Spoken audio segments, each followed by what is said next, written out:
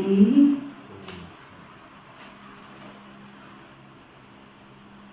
आज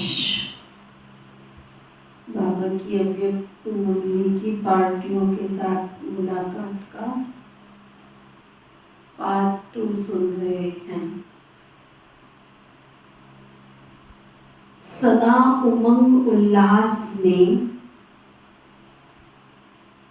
एक रस रहने के लिए कौन सी पॉइंट याद रहे? अगर सदा उमंग उल्लास में रहना है तो बाबा कह रहे हैं कौन सी एक पॉइंट सिर्फ याद रहे? उमंग उल्लास में हमारा उमंग और उल्लास, खुशी कम ना हो, उसके लिए जो सदैव संबंध में आती, चाहे स्टूडेंट चाहे साथी, सभी के संतुष्ट करने की उत्कंठा हो। अंदर से सबको मैं संतुष्ट कर सकूं, ये इच्छा हो, अंदर उत्कंठा। उत्साह में रहने से जो ईश्वरीय उमंग उत्साह है वह सदा एक रस रहेगा। जिसको देखो उससे हर समय, कोई भी सामने आए, बाबा कहते हैं आपके, जिसको भी देखो उससे हर समय गुण उठाते रहो। बिना गुण के तो कोई आत्मा है ही नहीं है इस संसार में। सबके अंदर कुछ ना कुछ विशेषता तो है ही, चाहे वो दुनिया की कोई भी चीज हो, प्रकृति की हर चीज में कुछ ना कुछ अस्तित्व तो है, तो मनुष्य आत्माओं में क्यों नहीं है? सर्व के गुणों का बल मिलने से सदा काल के लिए उत्साह रहेगा। उत्साह कम होने का कारण औरों के भिन्न भिन्न स्वरूप, भिन्न भिन्न बातें देखना, सुनना, गुण देखने की उत्कंठा हो तो एक रस उत्साह रहे। गुण चोर होने से और चोर भाग जाएंगे।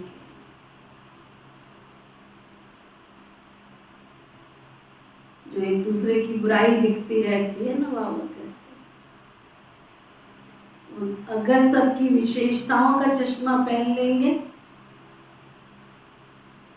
तो दूसरी के अवगुण भी चोर भाग जाएंगे। सर्व पर विजयी बनने की युक्ति क्या है? विजयी बनने के लिए हरेक के दिल के राज को जानना है। जब हरेक के मुख के आवाज को देखते हो तो आवाज देखने से उनके दिल के राज को जान नहीं सकते। दिल के राज को जानने से सर्व के दिलों पर विजयी बन सकते।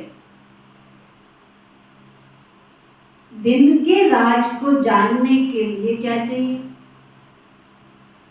अगर किसी के दिल के भेद को जानना है, प्राप्ति करनी है, तो क्या चाहिए? अंतर्मुखता। डेप्थ में चले जाओ। अंतर्मुखता। अंतर्मुखता माना जो दादी जी की 4 बातें पक्की कर लो, दादी जान लीजिए। गांधी जी के 3 बंदर थे, दादी जी ने चौथा जोड़ा उसमें, जहां से सारी बातें शुरू होती। अगर मेरी सोच अच्छी है, बुरा मुझे सोचना ही नहीं है।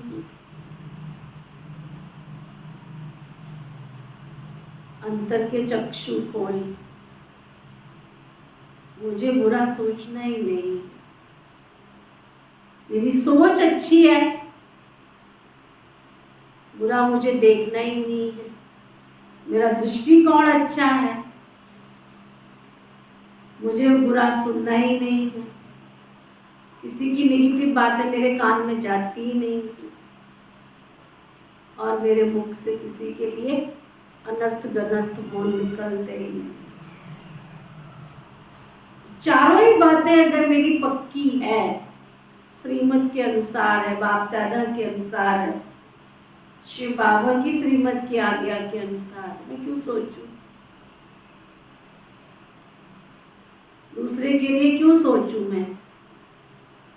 वो ऐसे करता है, वो वैसे करता है ना, ड्रामा अनुसार उसका पार्ट फिक्स है ना, कर रहा है। समझानी देना मेरा फर्ज है, मैं सीट पर बैठी हूँ, बैठा हूँ, मेरा फर्ज है। उसके बाद कोई सिचुएशन नहीं बदलता तो उसका कर्म उसके साथ है ना। समझानी देना मेरा फर्ज है, मैनेजमेंट के हिसाब से मेरा फर्ज है, मुझे समझाना है। लेकिन मुझे डेप्थ में जाना है, अंदर की गहराई में जाना है।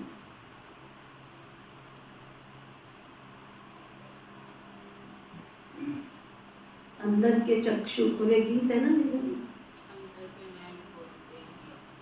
अंतर के नैन, वो अलग है। अंतर के नैन, हाँ, अंतर के नैन खोल के, अंदर के चक्षु खोल के आत्मा निहार ले कि मैं कौन हूँ। और अभी जो समय चल रहा है ना, सचमुच अगर हमने अपने आप को नहीं पढ़ाया, समय पढ़ाएगा, परिस्थितियां पढ़ाएंगी, समय पढ़ाएगा, परिस्थितियां पढ़ाएंगी। इसलिए अच्छा ये है कि हम अपने आप को पहले ही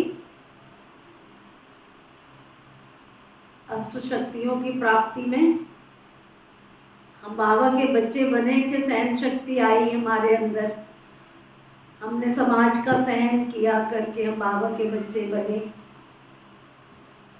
सामना करने की शक्ति आई, परिस्थितियों को हमने फेस करके बाबा से शक्ति प्राप्त करके हम समाज की बुराइयों को जीत के आ गए। राइट रॉन्ग की हमें पहचान मिली, सहयोग भी कर रहे हैं हम, सारी शक्तियां हमारे में आ गई। अब ब्राह्मण आत्माओं में सबसे बड़ी 2 शक्तियों की आवश्यकता है। समेटने की शक्ति, हर बात को समेटते जाओ, विस्तार को संकीर्ण करने की शक्ति, बड़े को छोटा बनाने में जाओ, उसकी बाल की खाल में मत जाओ, जाना है तो ज्ञान की खाल में जाओ। ज्यों ज्योले की बात बात में बात, त्यों ज्ञानी की बात बात में बात। जाना ही है तो ज्ञान की, बाबा की मुरली की डेप्थ में चले जाओ, योग की डेप्थ में चले जाओ।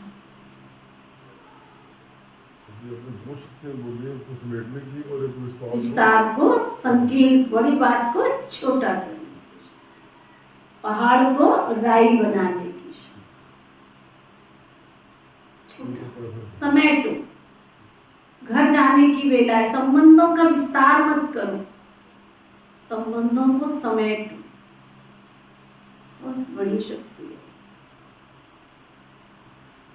जिस चीज को हम छोड़ के आए थे ब्राह्मण बनने के बाद, हम उसी दलदल में फंसते चले जा रहे, मतलब क्या बनता है?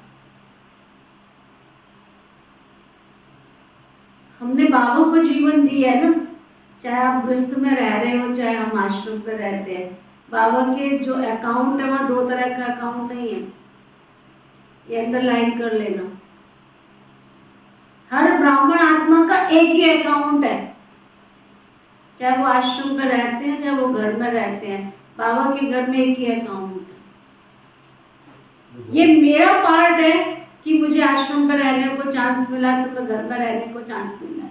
इसको गाना बाबा ने वहाँ पे दिया ना, चाहे वो खाना बनाता है चाहे वो लेक्चर दे रहा है, तो दोनों को नंबर भी बराबर ही मिलते हैं। तो चाहे वो आश्रम में रहता है चाहे घर में रहता है, बाबा के घर में दोनों का अकाउंट एक ही है, अलग नहीं। मैं कितने बाबा की श्रीमत के अनुसार बाबा के घर में रह रही हूँ, आप घर में रहकर बाबा की श्रीमत के अनुसार कितना रह रहे हो, बाबा के अकाउंट में उतने नंबर हमारे जमा हो गए। अभी देखिए बहुत अंतर्मुक्त जो शब्द है, इसका होलसेल मतलब तो यही है ना, आत्मा और परमात्मा को जानना नहीं। हाँ। बाबा की संपूर्ण शक्तियों को अंदर में धारण कर, परमात्म शक्तियों को अंदर में समाना। जो कल बाबा ने कहा शक्तिशाली का मतलब क्या है, सर्व शक्तियों से संपन्न बनना, उसको शक्तिशाली कहा जाता है। तो अंतर्मुक्ता माना, क्योंकि शरीर का संपूर्ण पार्ट किसके आधार पर काम करता है, आपके हाथ आपके पैर किसके आधार पर काम करते हैं, आपके शरीर का जो इन 4 इंद्रियों से नीचे का जितना पार्ट है शरीर का, आपकी किडनी आपका लीवर आपके बॉडी के हर फंक्शन किसके आधार पे काम कर रहे हैं, आपके ऊपर के आपके चारों जो पार्ट है, आंखें कहाँ हैं, फेस पे, कान कहाँ है, फेस पे, बुद्धि कहाँ है, मन कहाँ है, आत्मा कहाँ है, फेस पे, मुख कहाँ है, फेस पे। अगर आपने इन चारों को कंट्रोल कर लिया तो संपूर्ण बॉडी कंट्रोल में आ जाए। इसलिए बाबा कहता है अंतर्मुखी सदा, जितना राज को जानेंगे उतना सर्व को राजी कर सकेंगे, जितना राजी करेंगे उतना राज को जानेंगे, तब विजयी बन सकेंगे। क्योंकि हर आत्मा का पार्ट अपना है ना। मेरे अकॉर्डिंग इस संगम युग पर कोई आत्मा नहीं चल सकती, अंडरलाइन करना, नहीं चल सकती। जब आत्मा जिस शरीर में रहती है, जिसको अच्छा खिलाते हो, अच्छा पहनाते हो, अच्छा सब कुछ देते हो, वो आपके अकॉर्डिंग चल रहा है। आप जिन आंखों से देखना नहीं चाहते तो भी वो आंखें देख लेती हैं, जिन कानों से आप सुनना नहीं चाहते तो भी उठ पड़ाक बातें सुन लेते हो, जो मुख से बोलना नहीं चाहते वो भी मुंह से निकल जाता है, जो आपको सोचना नहीं है वो भी सोच लेते हो, जहां आपको जाना नहीं है वहां भी पहुंच जाते हो, जो आपको करना नहीं है वो भी कर लेते हो। तो जिस शरीर के अंदर 24 घंटे आत्मा रहती है तो भी आपकी आत्मा और शरीर दोनों का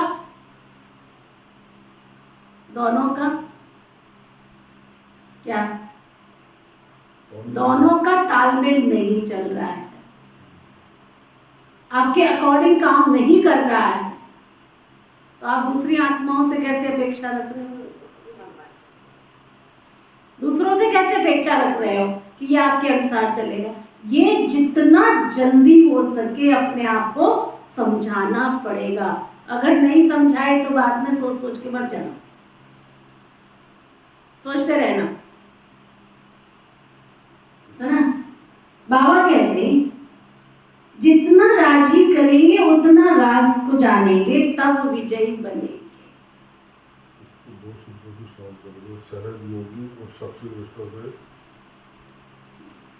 सरल चित्त की निशानी क्या है?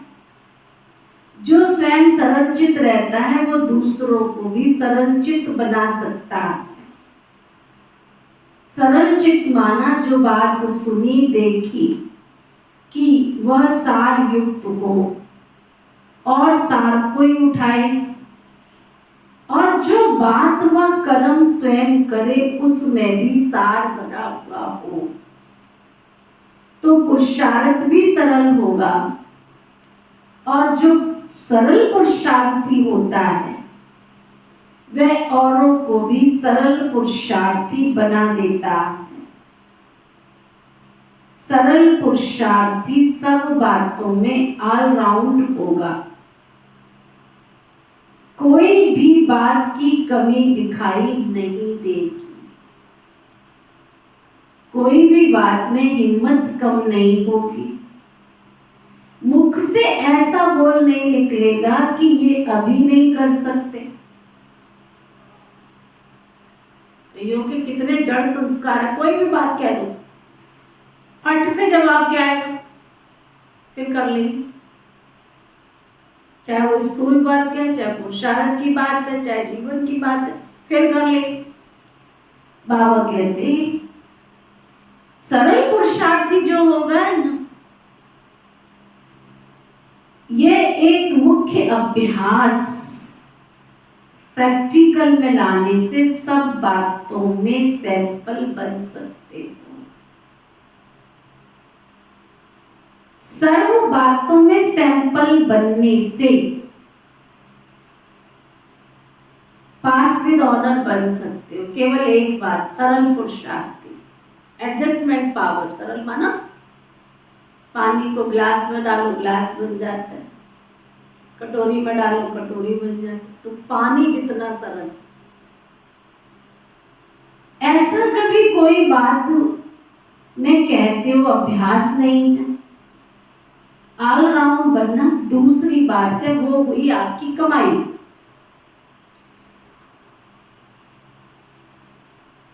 ऑलराउंड एग्जाम्पल बनना दूसरी बात है। हर बात अन्य के आगे सैंपल बनकर दिखाना है,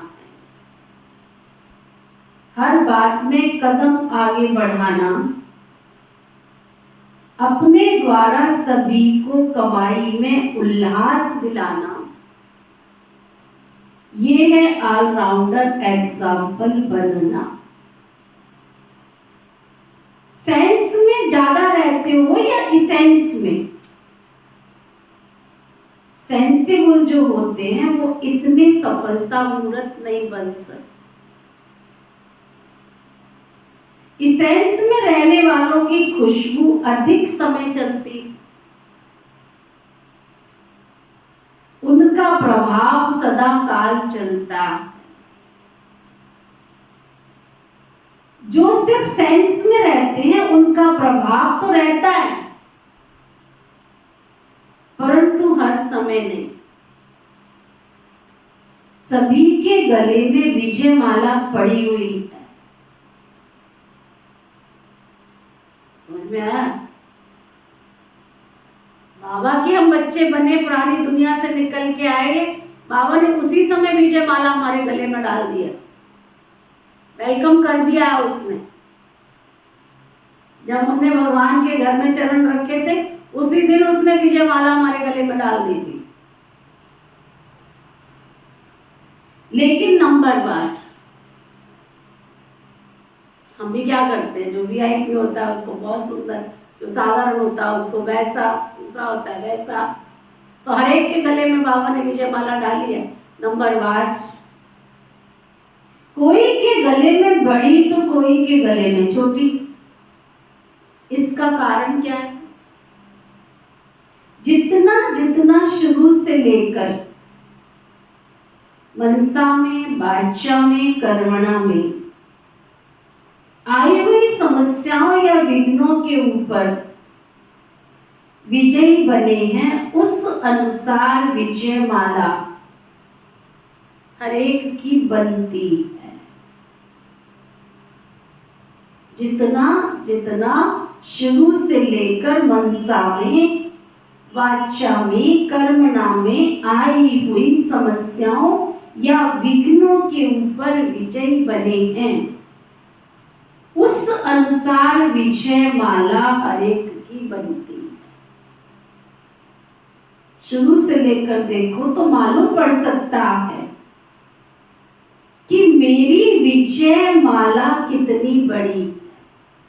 जब से मैं बाबा का बच्चा बनी, बच्ची बनी, तब से कितनी बार मैंने हार खाई अपने संकल्प की, अपने स्वभाव की, अपनी पुरानी कमियों की, अपनी आदतों की। आजकल छोटी माला भी बनाते तो बड़ी भी बनाते हैं। जो जितना जितना विजयी बनते हैं उतना ही बड़ी विजय माला पहनते। यह जो चतुर्भुज में विजय माला की निशानी है, सिर्फ एक की नहीं, ये विजयी रत्नों की निशानी। तो हरेक अपनी अपनी विजय माला का साक्षात्कार कर सकते हो। जितना विजय माला पहनने के अधिकारी बनेंगे उतना ही ताज तख्त उस प्रमाण प्राप्त होगा। समझे? अंडरलाइन। अगर आप यहाँ बार बार फेल हो रहे, बार बार अपने स्वभाव संस्कारों की टक्कर खा रहे, तो नुकसान किसका हो रहा है? नुकसान किसका हो रहा है? हम एक दूसरे से दूर जा रहे हैं या पास आ रहे हैं? अगर मैं अपने स्वभाव संस्कारों की पुरानी आदतों की टक्कर खा रहा हूं तो मैं दूर जा रहा हूं या पास आ रहा हूं? तो राज तक तो मुझे मिल रहा है कि घट रहा है? जैसे जैसे हम स्वभाव संस्कारों में विजयी बनते वैसे वैसे बाबा के घर में भी हम गद्दी नशीन यही बनते जा रहे हैं ना। हमारी दीदियां, हमारी दादियां अपनी क्वालिटी के आधार पर बैठी है ना सीट पर। अगर उनके अंदर वो क्वालिटी नहीं होती तो, जैसे मान लीजिए कि पिताश्री ब्रह्मा बाबा थे, मातेश्वरी मम्मा थी, उसके बाद प्यारे शिव बाबा ने दादी प्रकाशमणि जी को राजगद्दी दी, उसके बाद जानकी दादी को गद्दी मिली, उसके बाद गुलजार दादी जी को गद्दी मिली, रतन मोहिनी दादी अभी गद्दी नशीन है। अब उस गद्दी को चलाने के लिए क्वालिटी मैनेजमेंट हुई क्या, कि आगे इस कारोबार को कौन चला सकता है। उनकी कमेटी तैयार की। उनमें से कई बहुत पुराने थे, कई बहुत नए थे मैनेजमेंट के हिसाब से। लेकिन जब कमेटी तैयार हुई तो उसमें क्या देखा जाएगा? फॉर एग्जाम्पल, बाबा के इस घर में कोई भी कारोबार करना है, किसको देखेंगे? पहले जिनके स्वभाव संस्कारों की टक्कर हो रही है उनको नजदीक रखेंगे, या जो सरलता के साथ हमारे साथ एडजस्ट करके चल रहा है उसको रखेंगे? तो राजगद्दी किसको मिल रही है आगे आगे? सीधा सा हिसाब किताब। बहुत गहरी बात है समझने की।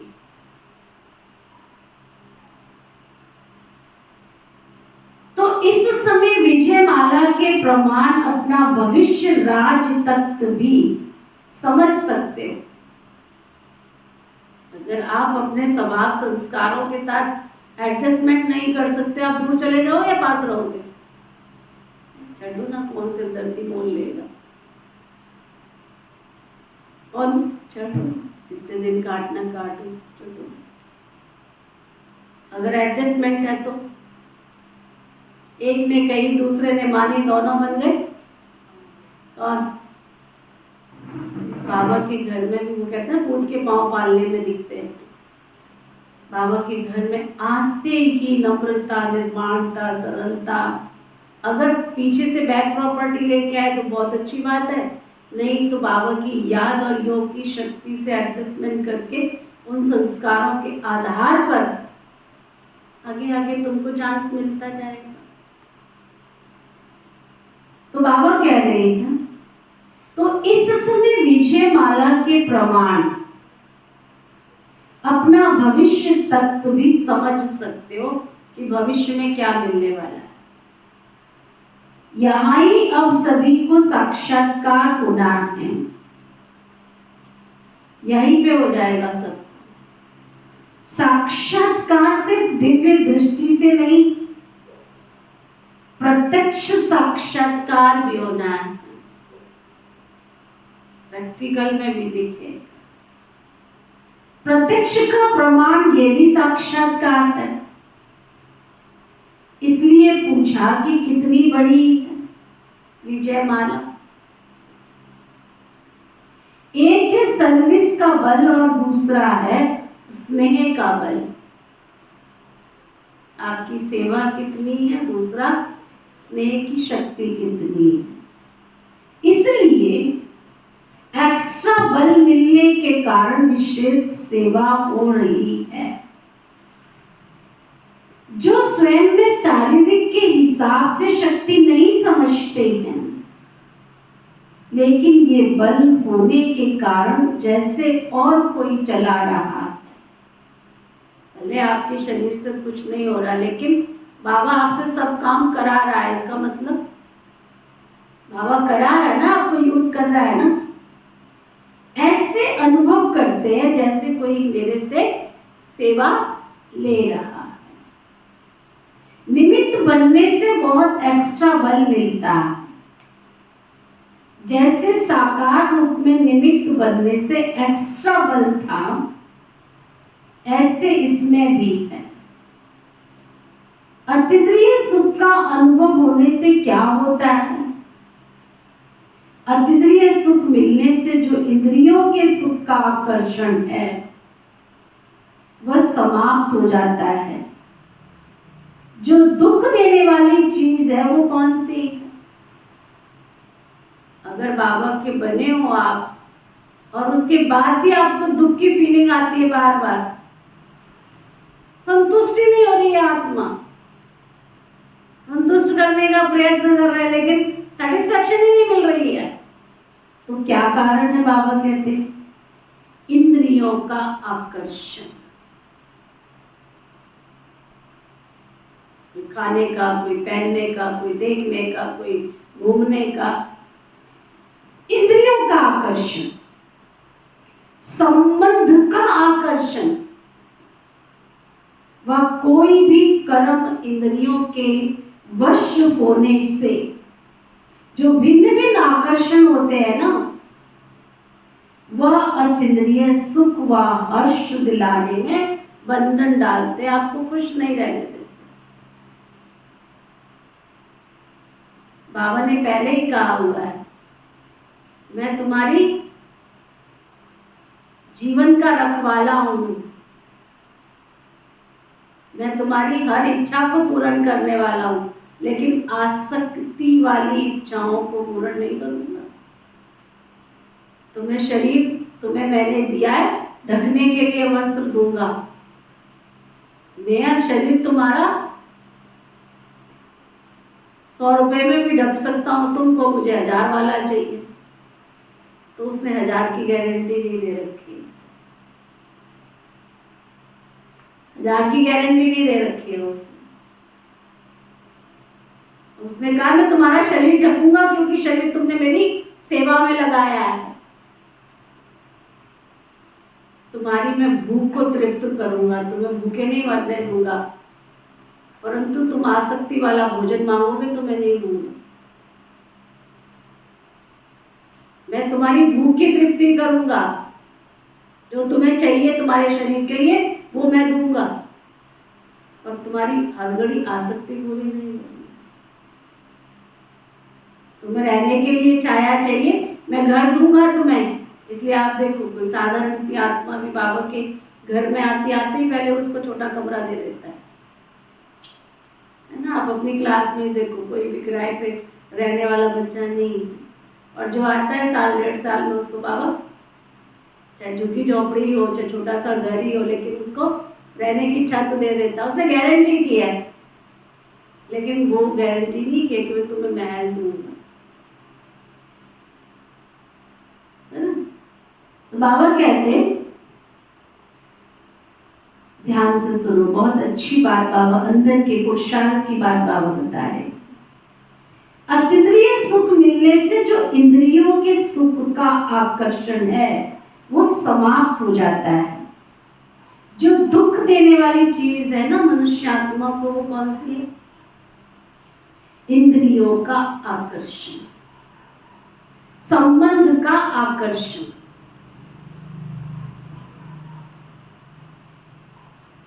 है ना? इंद्रियों का आकर्षण, संबंध का आकर्षण। कोई भी कर्म इंद्रियों के वश होने से जो भिन्न भिन्न आकर्षण होते हैं, वह अतीन्द्रिय सुख व हर्ष दिलाने में बंधन डालते हैं। एक ठिकाने पे बुद्धि टिक जाने से एक रस अवस्था रहती है। एक रस अवस्था रहने का आधार क्या बताया बाबा ने? एक ठिकाने पे बुद्धि को टिकाना। घड़ी में तुम्हारा मन ये कह रहा है, घड़ी में तुम्हारा मन ये कह रहा है, घड़ी में तुम्हारा मन ये कह रहा है, तो आत्मा को सुख कहां से मिले? इसलिए सदैव बुद्धि को एक ठिकाने में टिका दूं, और टिकाने की जो युक्ति मिली है वो स्मृति में रखो। हिलने नहीं दो उसको बार बार। हिलना अर्थात हल्कापन, हलचल पैदा करना। फिर समय भी बहुत व्यर्थ चला जाता है।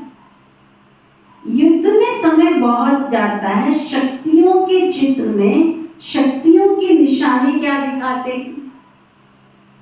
एक तो वो अलंकारी है, दूसरा वो संगारी है।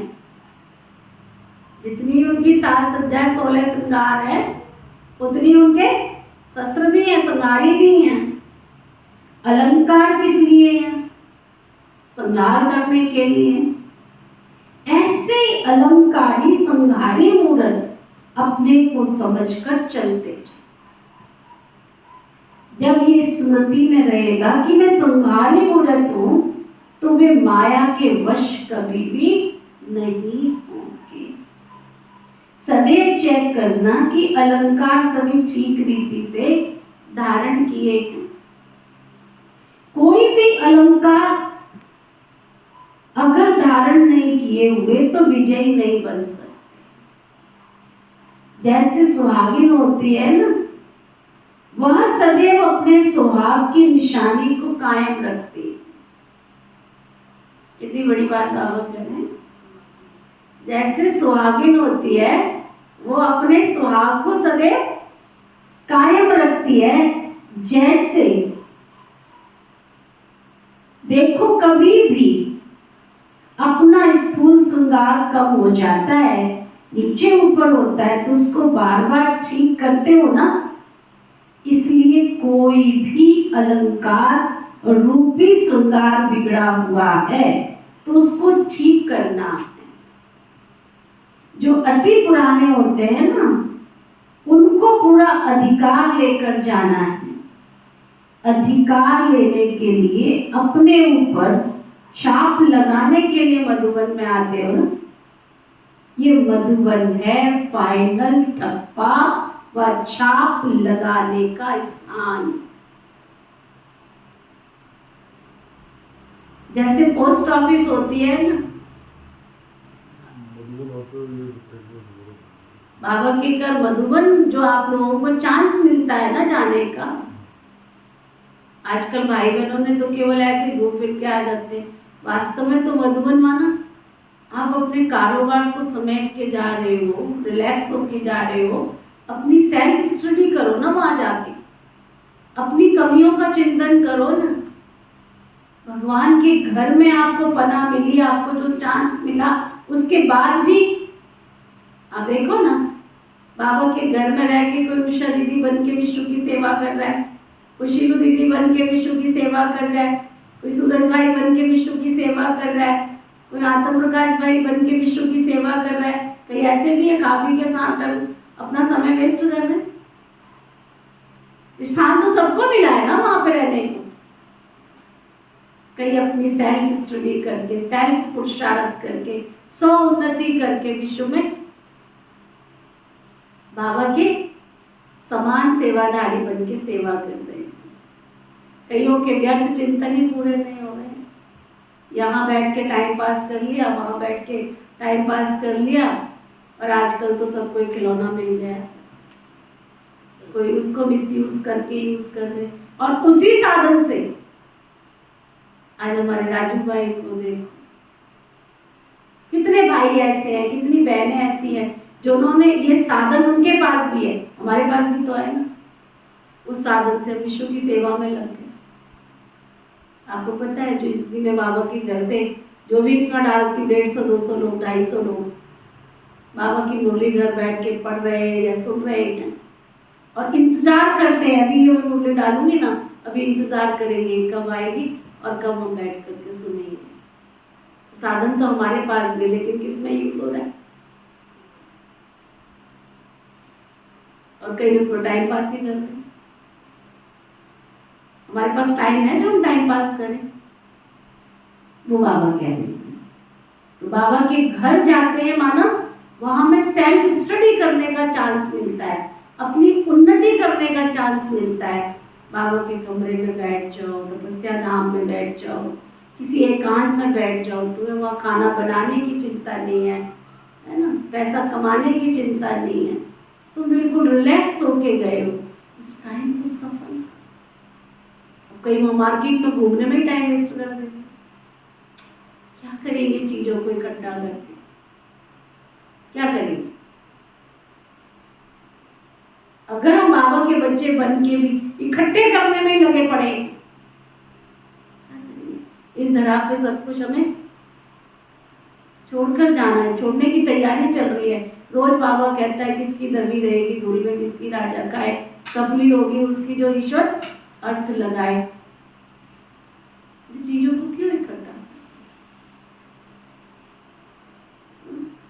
बाबा कह रहे हैं ये बाबा का घर पोस्ट ऑफिस,